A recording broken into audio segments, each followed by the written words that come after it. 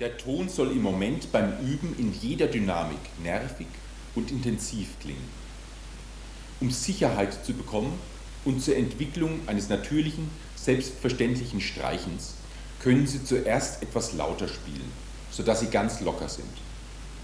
Haben Sie auch keine Angst vor Kratzgeräuschen. Sie werden diese leicht in den Griff bekommen, wenn Sie das Gewicht auf der Saite immer durch das Armgewicht erreichen und der Schwungimpuls in jedem Fall in Bogenrichtung zielt. Ist der Ton zu flau, fehlt Gewicht, entsteht Kratzen, fehlt genügend Schwung oder dieser geht in die Saite und drückt sie dann ab. Später muss natürlich jede Strichart auch in allen möglichen Tonfarben, in allen Lautstärken erklingen können. Leggero lässt sich mit der Mischung aus Strichlänge, der Entfernung des Bogens von der Saite, durch Impulsstärke und Geschwindigkeit nahezu grenzenlos variieren.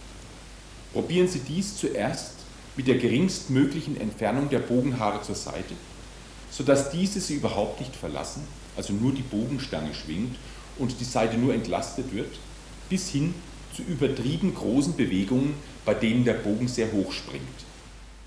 The spiccato stroke, which is short and off the string, follows the same basic principles as the leggero stroke. Halfway through the downward curve, according to the tempo, the arm stops in a split second and begins a new swinging motion. Let's take a look in slow motion. First, try only the lowering of the arm onto the string. The arm is still in the up bow formation with the hand and fingers dropping downward.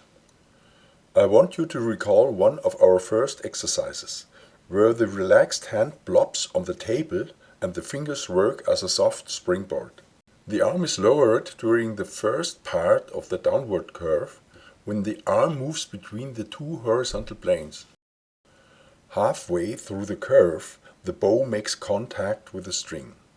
The second part of the curve works like a suspension mechanism. Your fingers, wrist and arm absorb the energy of the motion.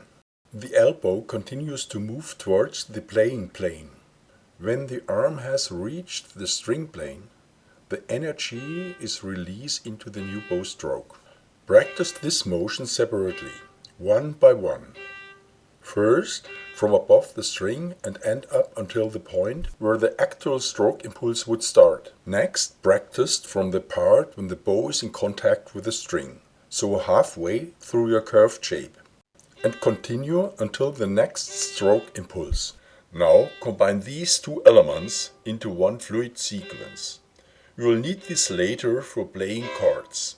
Make sure that the stroke begins only once the arm has reached the playing plane and once the arm is actually headed in the direction of the stroke. A little click is audible with each stroke. If the click turns into scratch, you are starting the swing of the arm too soon, so that the impulse of the motion is heading down into the string instead of in the direction of the bow stroke.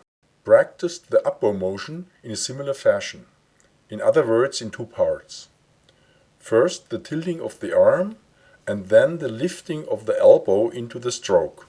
After you tilt the arm, it is important to lift the elbow, absorb the energy and propel the new bow stroke through the resistance of weight and the spring of the fingers. The accumulated energy can be released with speed. This generates a stroke with great impulse. The errors in spiccato are similar to those of leggero and are usually a result of faulty basics.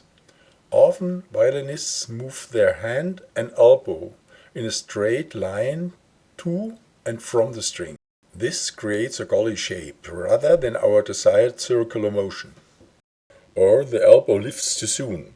Then the arm is just rocking back and forth and lunges at the string when the up bow occurs. In either scenario, the result will not be satisfying.